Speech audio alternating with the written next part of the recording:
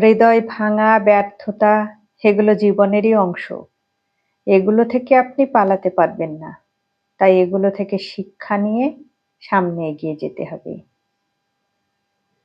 কোনো কিছুর জন্য কাউকে ক্ল্যারিফিকেশন দিতে যাবেন না। কারণ সবার উপরে হলো নিজের ভালো থাকা। তাই অন্যের মতামতকে গুরুত্ব না দিয়ে নিজেকে গুরুত্ব দিন।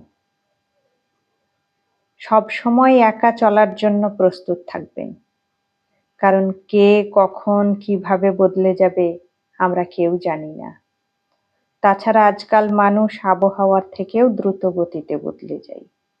আজ যারা আপনাকে মাথায় তুলে রেখেছে, কাল স্বার্থ পূরণ না হলে বা স্বার্থ পূরণ হয়ে গেলে তারাই আপনাকে দূরে ঠেলে দেবে। এটাই জীবনের চরম বাস্তবতা।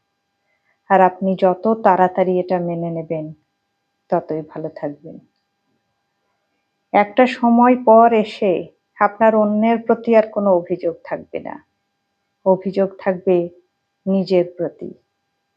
মনে হবে, কেন আমি অযথা সেই মানুষগুলোর জন্য এত স্যাক্রিফাইস করেছি, তাদেরকে এত গুরুত্ব দিয়েছি, আমার জীবনে যাদের কোনো ভূমিকাই ছিল না।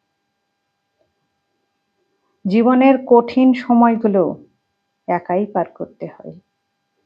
ভালো সময়ে কাঁধে হাত রেখে ছবি তোলার বন্ধুর অভাব হয় না।